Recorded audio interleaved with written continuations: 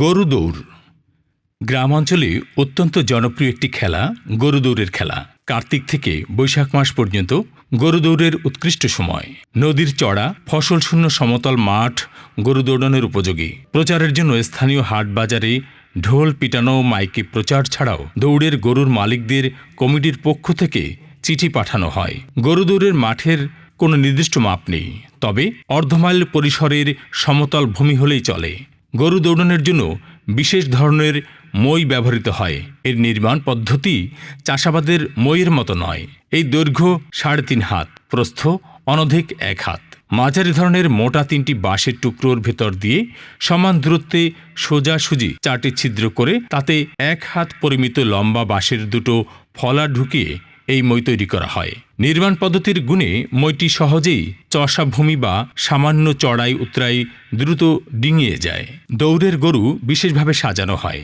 লাল শালু দিয়ে তৈরি অলংকৃত কাপড় শিং ও কপালে লাগানো যায়। গলায় ঘুঙুরের মালা ছাড়াও অলংকৃত বজ্রখণ্ড মালার মতো করে ঝোলানো হয়।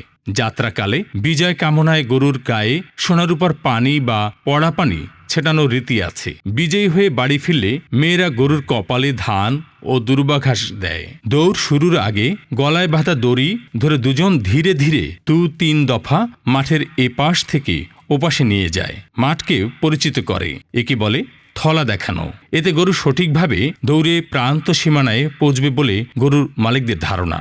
দৌড়ের দিন প্রতিযোগিতায় অংশগ্রহণোচ্ছুক গরুর মালিকদের নাম কমিটির কাছে দাখিল করতে হয়। পড়ন্ত বেলায় অর্থাৎ দুপুরের পর এ খেলা অনুষ্ঠিত হয়। লম্বা মাঠের প্রস্থের দিকের দুপাশের 15-20 হাত দূরত্বে 2টি করে 4টি কলাগাছ পুঁতে প্রান্তসীমা নির্দেশ করা হয়। মাঠের মধ্যখানে বাঁশের নির্মিত উঁচু মাচার উপর আয়োজকরা থাকেন। মাঠের দুপ্রান্তে 2 জন ঘণ্টা পেটানোর জন্য মোতায়েন থাকে।